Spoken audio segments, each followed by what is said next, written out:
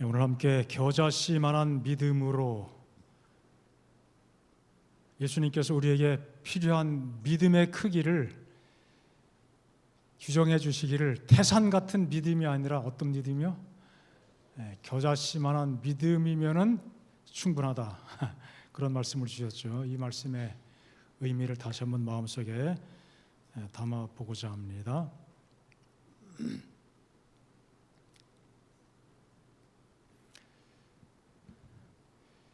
이때 제자들이 조용히 예수께 나와 이르되 우리는 어찌하여 쫓아내지 못하였나이까?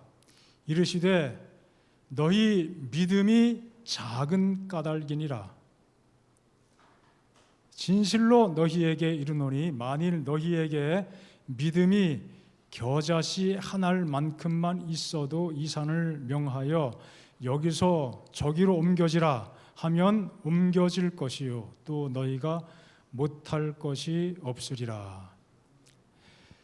믿음이 작아서 그들이 제자들이 귀신을 쫓아내지 못했다고 이야기하셨는데, 역설적인 표현이죠. 믿음이 겨자씨 한 알만큼만 있었어도 했을 텐데, 작은 믿음인데 더 작은 믿음? 조금 특이한 말씀을 주셨습니다. 자, 동일한 말씀이 누가복음에 또 한 번 기록이 되어 있습니다. 사도들이 주께 여짜오되 우리에게 믿음을 더하소서. 믿음이 없다고 생각하고 믿음을 더해 주십시오. 그랬더니 주님께서 말씀하시기를 겨자씨 한 알만한 믿음이 있었더라면 이 뽕나무더러 뿌리가 뽑혀 바다에 심기어라 하였을 것이요 그것이 너희에게 순종하였으리라.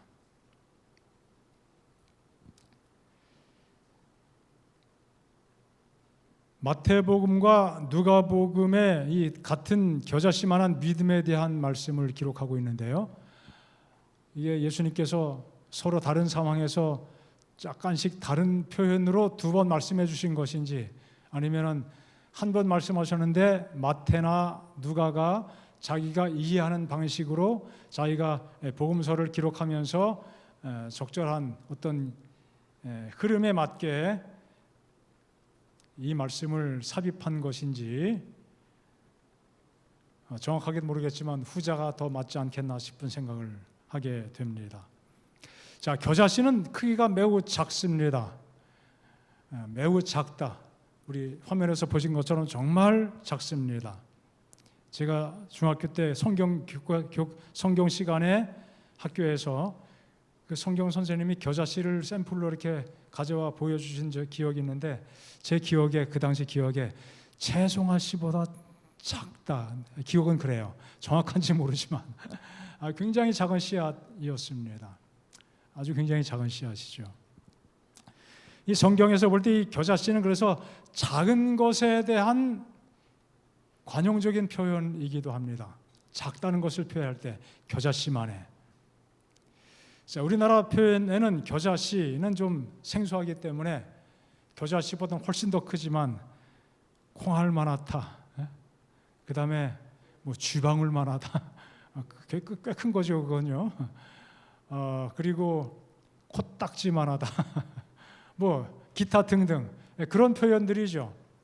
믿음이 겨자씨만큼만 있으면 된다. 믿음이 우리 애들 말로 하면 뭐만큼만 있으면 되는 거예요?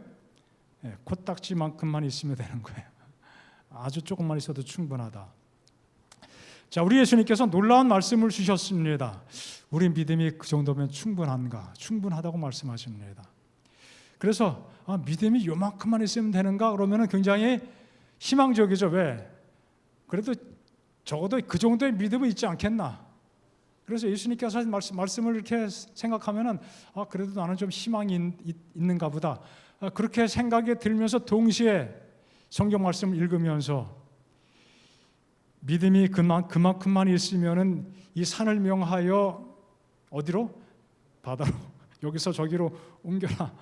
그렇게 명령하면 어떻게 해요? 옮겨질 것이라고 했는데 안 되잖아요.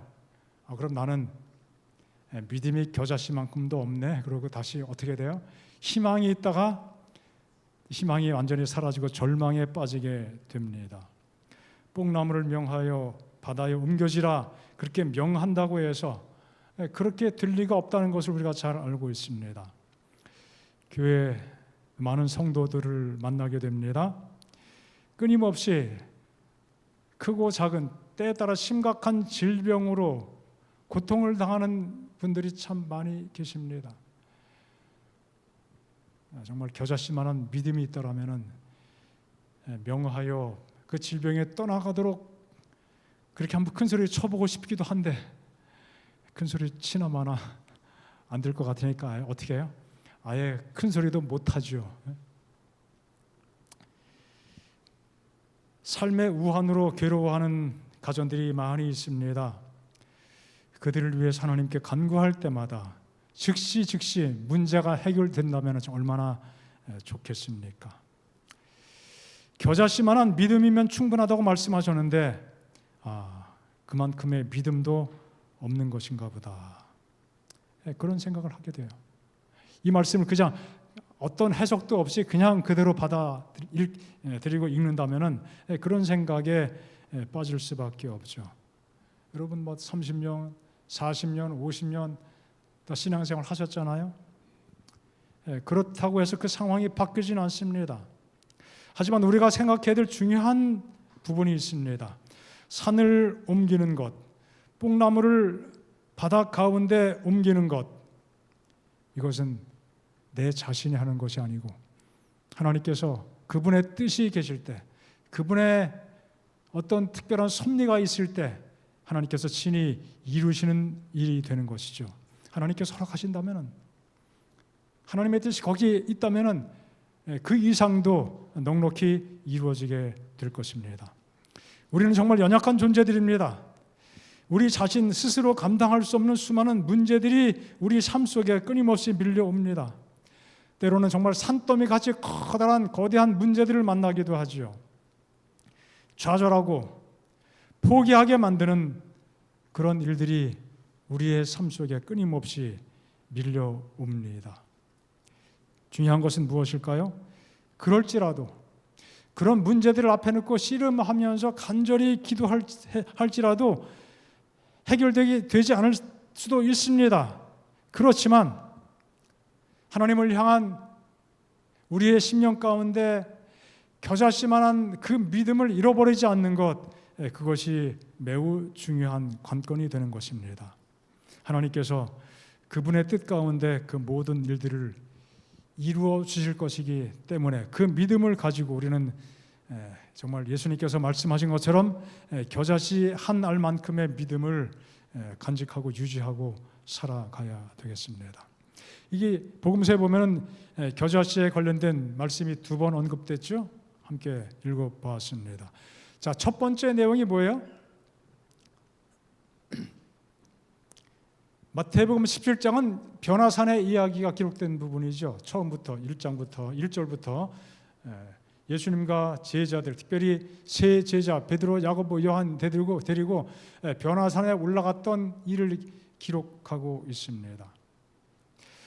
자, 예수님과 세 제자가 변화산 위에 올라가 있을 때 변화산 밑에 있던 나머지 제자들이 굉장히 곤욕을 치르게 되죠. 한 사람이 발작 증세로 고통을 당하는 자기 아들을 데리고 와서 소위 이제 귀신 들렸다고 기록이 되어 있죠. 고쳐달라고 예수님의 제자들에게 고쳐달라고 이야기했는데 고쳐주지 못했습니다. 굉장히 당황스러운 순간에 예수님께서 변화산에서 내려오셔서 고쳐주신 그 장면이 마태복음 17장에 기록되어 있고 이어서 읽었던 겨자씨에 관련된 말씀이 기록이 되어 있습니다. 자, 그 내용을 보면 이런 내용이 나오죠. 변화산 밑에까지 다 같이 갔는데 예수님께서 몇 사람만 뽑았어요? 베드로, 야고보, 요한, 니네 나 따라와. 그리고 어디까지 올라갔어요? 변화산 위에 꼭대기까지 올라가셨죠. 나머지는 산 아래 머물러 있습니다. 벙어리 귀신 들린 아들을 데리고 온 한 아버지가 제자들에게 와서 고쳐달라고 간청합니다. 발작을 일으키게 되면 물에도 넘어지고 불에도 넘어집니다. 꼭 고쳐주십시오. 그래서 어떻게 합니까? 제자들이 돌아가면서 한마디씩 이번에 귀신을 명하노니 예수의 이름으로 물러갈지어다. 아무리 목청을 높여도 이 귀신이 가는 귀가 먹었는지 아무리 외쳐도 반응이 없어요. 아마 나머지 9 제자가 한 사람씩 돌아가면서 이번에 내가 한번 해볼게. 아마 다 그렇게 했을 것 같지 않습니까? 아무도 귀신을 쫓아내지 못했습니다. 시대의 소망에 보면 그것을 누구도 보고 있었는가 하면은 바리새인 서기관들이 보고 있었습니다. 그리고 예수님의 제자들을 비웃습니다. 예수님의 제자들이 고치지 못하는 귀신, 쫓아내지 못하는 귀신도 있구나. 예수님도 쫓아내지 못하는 귀신이 있구나. 그리고 제자들을 조롱했다고 그랬어요. 그리고 제자들은 굉장히 수치스러웠습니다. 자신이 창피를 당하는 것까지는 그래도 괜찮은데 누구까지 같이 욕을 먹고 있어요? 예수님이 함께 욕을 먹고 있습니다. 예수님께서 그들을 택하셔서 70인을 특별히 부르시면서 둘씩 짝을 져 보내시고 또 12제자를 보내실 때 능력을 주셨거든요. 그전에는 귀신을 명하여 떠나게 하면 귀신이 항복하고 떠나갔어요. 능히 했었지만 이번에는 되지 않는 것입니다. 그들이 마치 사기꾼인 것처럼 취급을 당했습니다. 아주 당황스러운 그 순간에 예수님께서 신의 그 변화산에서 내려오신 것입니다. 자, 그리고 그 9 제자들이 왜 안 됐을까? 예수님은 단번에 됐는데 왜 우리는 안 됐지? 그 전에 됐었는데. 그리고 이제 생각에 잠긴 후에 예수님께 질문한 것이죠. 우리는 왜 어찌하여 쫓아내지 못했습니까? 예수님께서 말씀하시기를 무엇 때문에 그렇다? 너희 믿음이 작아서 그렇다. 믿음이 작다는 표현을 여기 기록하고 있는데요. 어떤 사본에는 믿음이 없기 때문이다.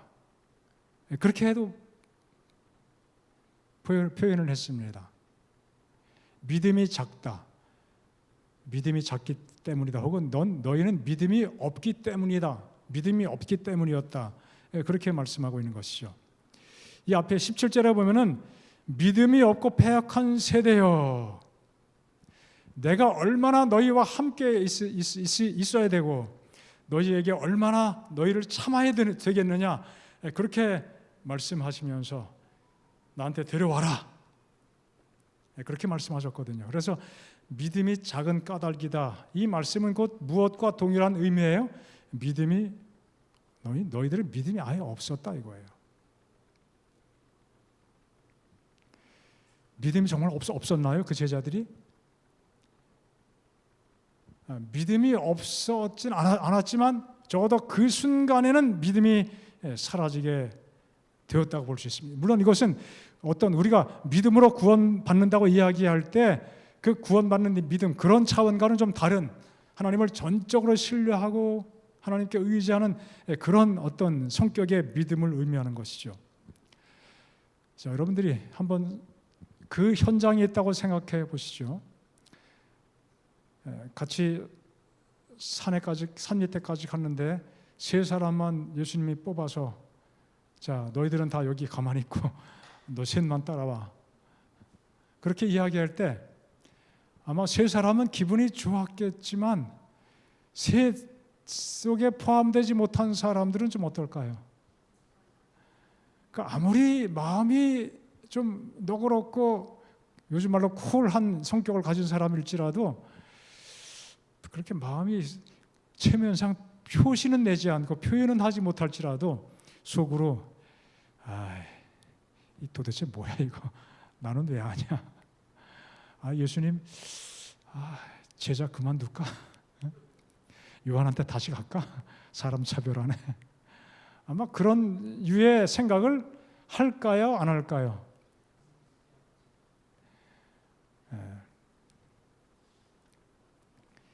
아마 저 같아도 예수님 제자 사표 써야지.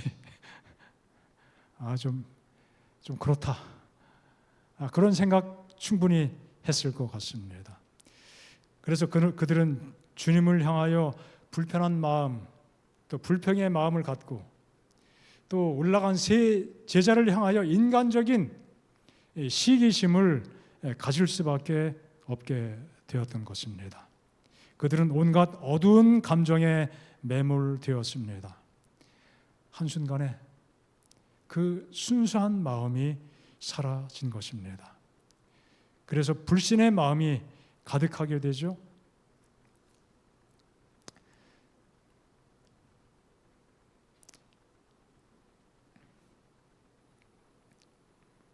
자, 시대소망에 이렇게 말씀하고 있습니다. 자신의 죽음을 가리킨 그리스도의 말씀은 슬픔과 의혹을 일으켰었다. 마태복음 16장에 보면 그런 내용이 나오죠.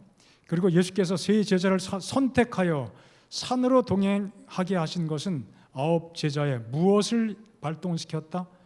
시기심을 발동시켰다. 기도하고 그리스도의 말씀을 명심함으로써 믿음을 굳게 하는 대신에 그들은 낙담과 사사로운 불평에 사로잡혀 있었다. 충분히 이해가 될 수 있는 내용이죠. 이와 같이 어두운 상태에서 그들은 사단과의 쟁투에 들어갔었다.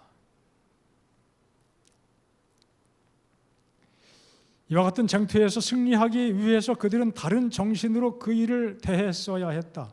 그들의 믿음은 열렬한 기도와 금식과 그리고 마음의 겸비로 힘을 얻었어야 했다. 기도하고 또 마음의 겸손함으로 그들의 믿음이 활력을 얻고 힘을 얻어야 되는데 그 순간에 어떻게 됐어요? 힘을 잃어버리게 된 것입니다. 믿음이 약화된 것입니다. 그들은 자신을 비우고 성령과 하나님의 능력으로 충만하게 채움을 입어야 했다. 이런 마음을 가지고 있었어야 하지만 이렇게 하지 못했다는 것이죠. 또 말씀하시기를 하나님께 열렬하고도 꾸준하게 탄원하는 믿음, 하나님께 전적으로 맡기고 그 사업에 아낌없이 헌신하는 믿음, 그것만이 정사와 권세와 이 어둠의 세상 주관자들과 하늘에 있는 악의 영들에 맞서 싸우는 전쟁에서 사람으로 하여금 성령의 도우심을 받을 수 있게 한다.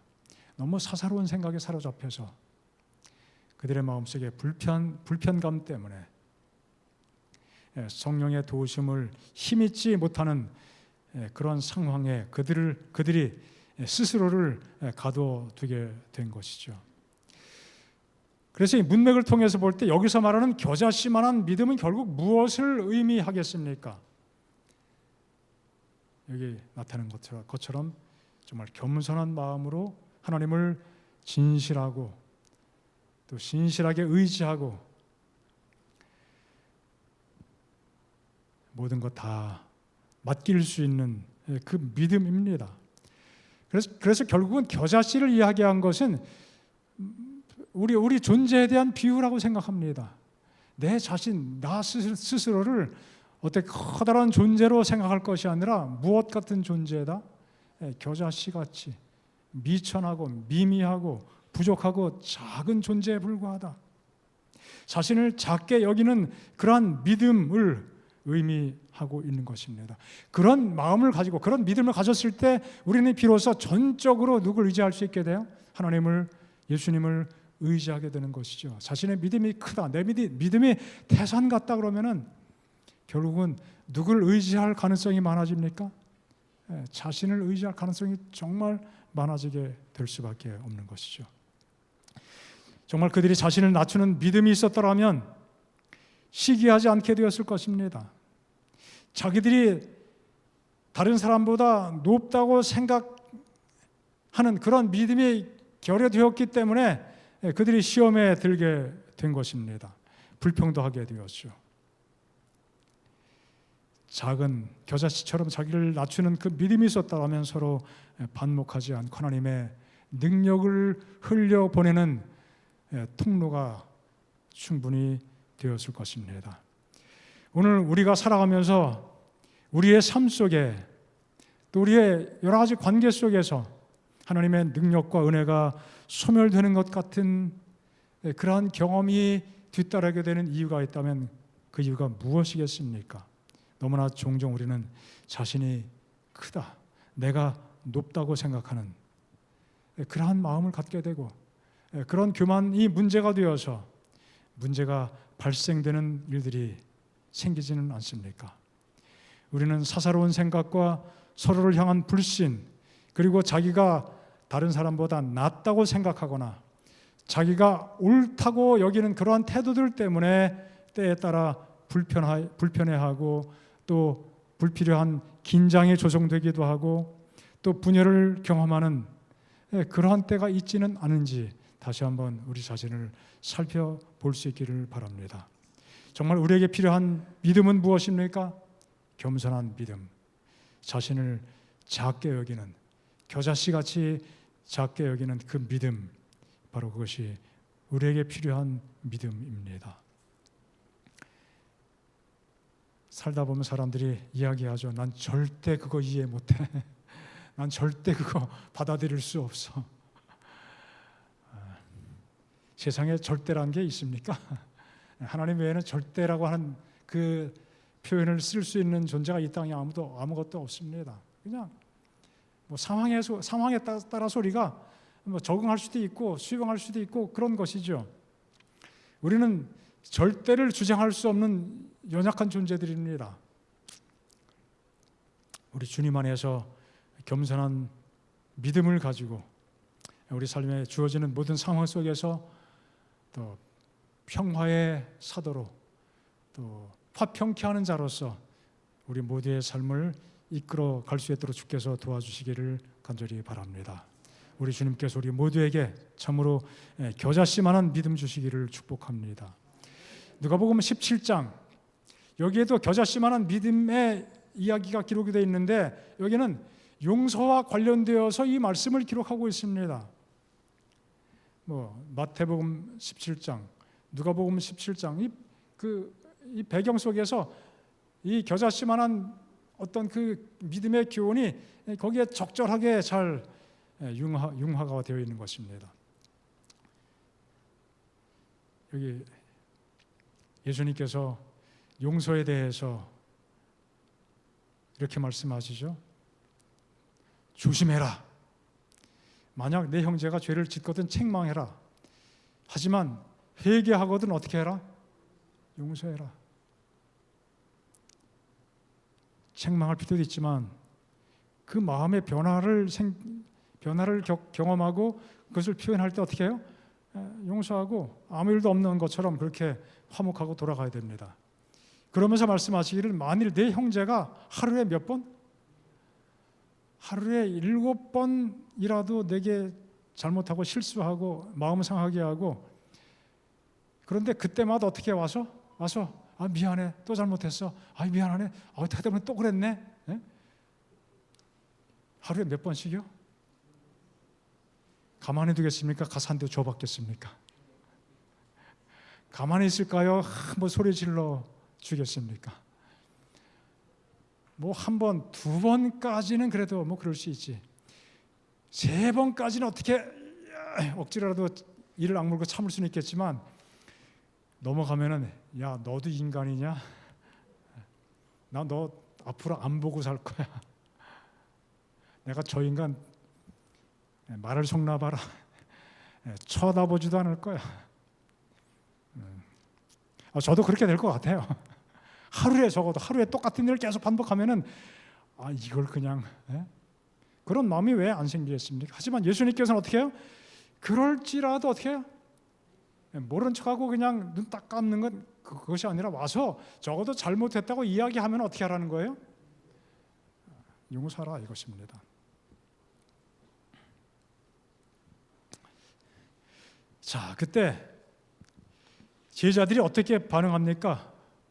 주여 우리에게 믿음을 더해 주십시오. 믿음 좀 주세요.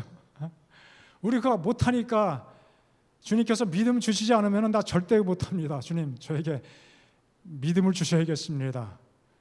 그것이 답입니다. 그거밖에 길이 없겠습니다. 솔직한 고백이죠.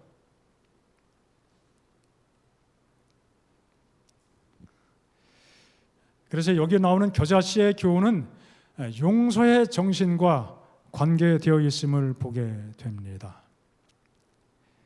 용서, 분명한 성경의 기별입니다. 하지만 너무나 자주 우리는 7번은커녕 2번도 용서 못할 때가 많고, 어떨 때는 한 번도 용서가 안 될 때가 있습니다. 용서한다는 것은 인간의 한계를 넘어서는 문제입니다. 용서의 능력은 우리에게 있는 것이 아니라 주님께 있습니다. 그래서 우리는 믿음이 필요한 것이고, 제자들이 솔직히 고백한 것처럼 우리에도 주님, 그렇게 할 수 있기 위해서 믿음이 필요하니 믿음을 주십시오, 그렇게 주님께 요청할 수밖에 없는 것이죠. 용서의 능력은 믿음에서 나오는 것입니다. 하지만 그 믿음도 아주 거창한 믿음, 굉장한 믿음, 위대한 믿음, 아주 커다란 믿음이 아니라 얼만큼만 있으면 된다고요? 겨자씨만한 믿음이면 된다 이것이에요. 제자들은 그렇게 하려면 정말 엄청나게 태산 같은 큰 믿음이 필요하다고 그렇게 마음속에 느끼면서 주님, 우리에게 이만한 믿음 좀 주셔야겠습니다, 그렇게 이야기했는데 예수님은 뭐라고 말씀하세요? 뭐 그거 필요 없고 얼마큼만, 겨자씨만한 믿음만 있으면 충분해, 그렇게 말씀하셨습니다. 그것만 있으면 뽕나무를 명해서 바다로 옮겨지라고 명하면 그 뽕나무가 어떻게 한다고요? 너희 말에 순종할 수 있어, 순종하게 될 거야. 이거 뭐 말도 안 되는 얘기 같죠? 자, 우리는 우리의 믿음이 커야 된다고 종종 생각합니다. 믿음이 굳건하고 요즘 정말 흔들림 없는 믿음, 뭐 그런 것을 생각할 때는 그 믿음을 큰 믿음이라고 생각할 수 있겠죠.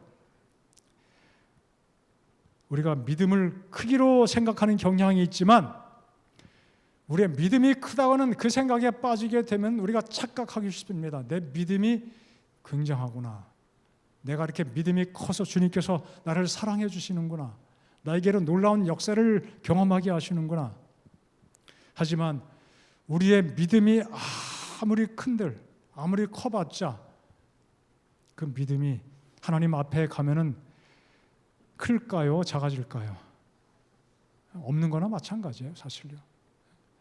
겨자씨만한 믿음은 바로 그런 의미가 아닐까 하는 생각을 하게 돼요. 겨자씨만한 믿음. 우리가 때에 따라서 어떤 사람을 평가할 때, 그 사람 참 믿음이 좋아, 그 사람 믿음이 없어, 믿음이 잘 안 자라, 뭐 여러 가지로 얘기할 수 있습니다. 우리가 하는 이야기들이 있죠.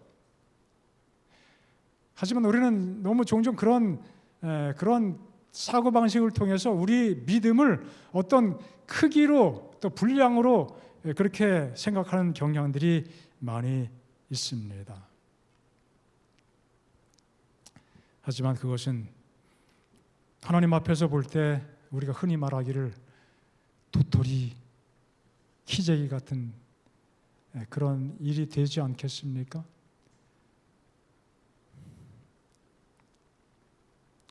믿음은 분량이 아니라 질이 중요합니다. 진실성이 중요한 것이죠. 그래서 이 말씀에도 보면은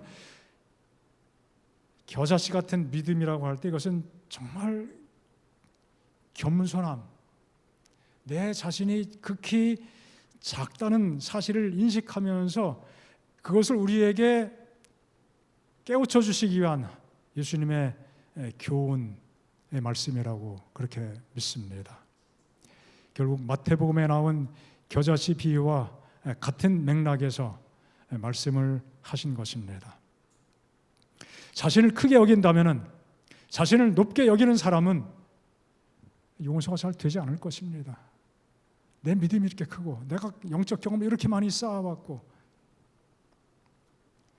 자신을 정말 높은 곳에 있는 위치한 사람으로 생각하게 되면은 자꾸 잘못하고 실수하고 그렇게 반복적으로 그런 사람들을 보면은 이해가 안 될 거예요. 용서가 되지 않는 것입니다. 자신이 한없이 연약하고 사도 바울이 고백했던 것처럼 자신을 죄인 중에 괴수라고 고백하는 그런 겸손한 믿음, 진정한 믿음을 가진 사람들은 누구든지 용서하는 마음을 갖게 될까요? 예. 나도 그럴 때가 있었고, 나도 연약했었고, 나도 하나님께 큰 죄인이고 하나님 앞에서 용서받은 죄인에 불과한 것을 알기 때문에, 그 사실을 기억하기 때문에 결국 겸손한 마음으로 용서의 정신을 갖게 되는 것입니다. 용서를 베풀 동기와 용서를 베풀어줄 힘을 가질 수 있기 위해서는 주님께서 주시는 겨자씨만한 믿음, 겸손한 믿음이 참으로 필요한 것입니다.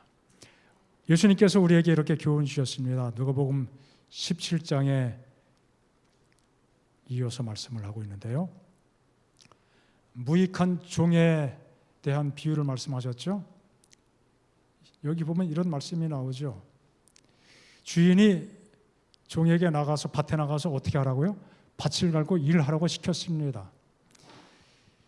그리고 밭을 갈고 왔습니다. 왔더니 주인이 뭐라 그래요? 아이고 우리 종님 수고하셨습니다. 그렇게 한다고요? 안 한다고요? 우리 가끔 보면은 이 개신교에서 한때 그런 표현을 많이 했는데 요즘에 좀 많이 줄어든 것 같아요. 목회자를 향해서 기별자 종이라고 표현하는데 가끔 보면은 종에다가 뭘 붙여요? 종님이라고 붙이죠. 종하고 님하고는 그 조화가 되는 표현입니까? 종 뒤에는 뭐가 붙어야 돼? 종 놈이 맞죠? 여러분 목회자를 향해서 종 할 때는 붙이지 마세요. 여러분 놈자 붙이기 어렵잖아요. 종놈 하면은 그렇다고 종님 이거 전혀 어울리지 않습니다. 종은 놈이지 님이 아니에요. 이 종이 들어왔어요. 일을 정말 여름에 땀 뻘뻘 흘리고 돌아왔는데 주인이 뭐라 그래요? 야 돌쇠야 가서 뭐 해라? 밥 해와라. 밥상 차려와라. 그렇게 시키는 거예요. 그리고 어떻게 그런 것들을 그림으로 그린 거잖아요. 열심히 밭에 나가서 밭도 갈고 돌아왔는데 또 밥상 차리고 그 다음에 밥상 옆에서 뭐 하고 있습니까? 서빙하고 있잖아요. 시중 들어. 야 반찬이 부족하다. 김치 가져와라. 물 마시고 싶은데 물 떠와라. 그럼 이 종은 어떻게 해요? 옆에서 배고파 죽겠는데 힘들고 먹지도 못하고 어떻게 합니까? 계속 서빙해야 돼요.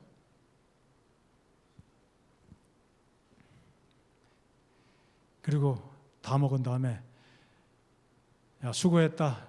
너 잘 먹어라. 실컷 먹어라. 그렇게 이야기합니까? 칭찬도 안 해요. 이 주인이 야박한 모습을 보이고 있지만 예수님께서 여기에 저 말씀하고 있는 요지는 무엇입니까? 그 종은 뭐라고 답변합니까? 이런 것들에 대해서 불편하게 여기면 됩니까? 안 됩니까? 그건 이미 종의 선을 넘어간 거예요. 자신은 여전히 어떻게 해요? 무익한 종에 불과하다는 고백을 가지고 있어야 되는 거예요. 나는 여전히 무익한 종일 뿐입니다. 할 일을 한 것뿐입니다. 이런 겨자씨만한 믿음을 가진 사람이 가질 태도가 무엇인지를 말씀하고 있는 것이에요. 우리에게 필요한 진실한 믿음의 태도가 바로 이러한 것이죠. 자기를 드러내기를 좋아하고 자기를 주장을 하고 자신을 높이고 자랑하는 것, 그것이 우리의 할 일이 아니라, 이것은 주님께서 기뻐하시는 신앙의 태도가 아니라 우리가 언제나 늘 자신을 낮추고 겸손하게 섬기고자 하는 하나님을 향하여 또 성도를 향하여 이웃을 향하여 그런 마음의 자세가 우리에게 필요하다는 사실을 우리 주님께서 교훈해 주시고 있습니다. 자신의 연약함을 인식하면서 또 인정하면서 자신을 낮추고 또 겸손하게 자신의 무익함을 고백하면서 종의 자리에 올바르게 서서 제대로 섬기는 것, 그것이 성도들의 섬김의 태도인 것을 기억할 수 있기를 바랍니다. 주님께서 저에게도 그런 믿음, 그런 자세를 허락해 주시고 또 우리 모두에게도 그러한 믿음, 또 순종의 믿음을 주시기를 간절히 바랍니다. 그래서 작은 믿음은 결코 약한 믿음을 뜻하는 것이 아님을 알게 됩니다. 작지만 강한 믿음이 겨자씨만한 믿음임을 잊지 않게 되길 바랍니다. 그런데 그 강함은 자신을 높이는 교만에서 오는 것이 아니라 자신을 낮추는 겸손에서 나오는 것임을 기억하시기 바랍니다. 하나님께서는 그런 성도를 통하여 그러한 마음가짐을 통하여 크게 역사하실 것입니다. 그런 마음을 배우고 그런 태도를 배울 수 있는 최선의 길, 가장 빠른 길은 어디에 있을까요? 바로 주님을 바라보는 것입니다. 예수님께서는 십자가 위에서조차 그를 향하여 조롱하고 비난하고 십자가에 직접 못 박고 재판하고 그 모두를 향하여 기도해 주셨습니다. 아버지, 저들을 용서해 주시옵소서. 저들이 하는 것을 알지 못하기 때문입니다. 우리가 예수님의 그 정말 성령 충만한, 영성 충만한 그 기도의 음성을 들을 수 있게 된다면 우리도 얼마나 겸손의 마음을 갖게 되겠습니까? 또 얼마나 감사함으로 예수님의 그 사랑에 깊이 감동을 받게 되겠습니까? 예수님은 성찬식 하시면서 제자들의 발을 씻겨 주시는 세족 예식을 우리에게 본으로 보여주셨습니다. 여러분, 가장 먼저 발을 씻겨준 제자가 누구인지 아시죠? 바로 유다였습니다. 베드로가 예수님을 부인할 것을 꿰뚫어 보시면서 예수님은 베드로의 발도 여전히 사랑하는 마음으로 씻겨주셨습니다. 12 제자들이 다 누가 장차 높게 될 것인가? 사실 제자들은 예수님께서 부활하신 다음에조차도 예수님의 나라가, 하나님의 나라가 이 땅에서 그 물리적인 나라로 세워질 것이라는 기대를 가지고 있었습니다. 그것이 그래도 이루어지기를 여전히 기대하고 있었습니다. 그래서 누가 크냐고 하는 주제는 그들에게 굉장히 중요한 주제였습니다. 자존심이 걸린 문제이기도 했고요.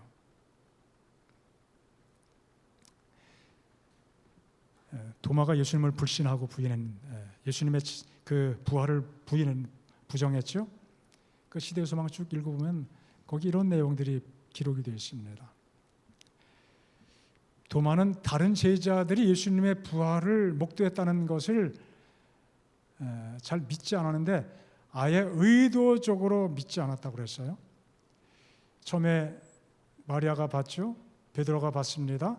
또 그들이 예수님 부활하신 그 첫날 밤에 그 다락방에 함께 모여 있을 때 예수님이 나타나셨습니다. 그런데 도마만 그 자리에 공교롭게 없었어요. 다른 제자들은 다 봤다고 이야기하는데 도마는 아직 못 봐가지고 어떻게 해요? 제자들이 다 예수님 부활했다고 이야기하는데 예수님 부활하셨으면 좋다, 좋겠다, 좋긴 좋은데 누구만 못 봤어요? 아직 자기만 못 봤어요. 거기에 대해서 마음이 좀 불편했기도 했고 예수님이 지상에 정말 사람들이 기대했던 그런 나라를 세우기를 원했는데 그것이 아니라는 사실을 알게 되면서 또 마음속에 불편한 마음도 갖게 된 것이에요. 그래서 아주 의도적으로 믿지 않기로 한 것입니다. 그것이 사람들의 마음속에 깊이 내재하고 있는 교만이라고 하는 큰 문제입니다.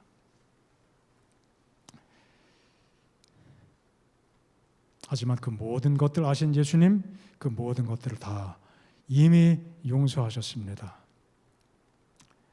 베드로도 용서하셨죠. 그 용서의 그 놀라운 경험을 여러 제자들 앞에서 확인시켜 주시고 베드로의 체면까지도 살려주신 것입니다. 대놓고 저주하면서 예수님을 부정했던, 부인했던 베드로, 우리는 그 예수님 앞에서 우리의 연약함, 우리의 부족함이 아무리 많을지라도, 아무리 허물이 많을지라도 주님께서, 주님 앞에는 그 어떤 것도 문제가 되지 않고 주님께서는 다 용서하시는 분이심을 깨닫게 됩니다.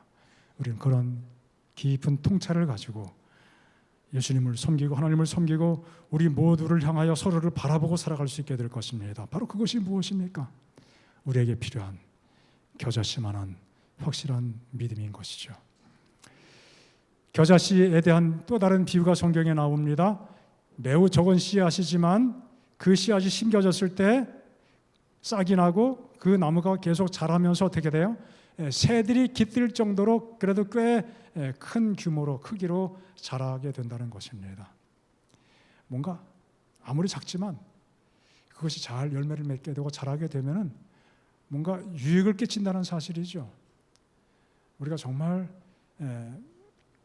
그런 겨자씨 같은 겸손한 믿음을 가지고 있을 때 그때 비로소 우리는 또 사람들에게 더 큰 유익을 끼치는 영적 경험 속에 살게 될 것입니다. 우리 모두가 우리 스스로를 무익한 종임을 또 고백하면서 하나님께서 맡겨주신 사명자로서 하나님께서 우리에게 주기를 원하시는 그 유용성을 확장해가면서 그렇게 살 수 있기를 바랍니다. 겸손한 믿음 우리 모두에게 주시기를 기도하며 살아가는 우리 모든 성도가 되시기를 하나님의 이름으로, 주님의 이름으로 축복합니다.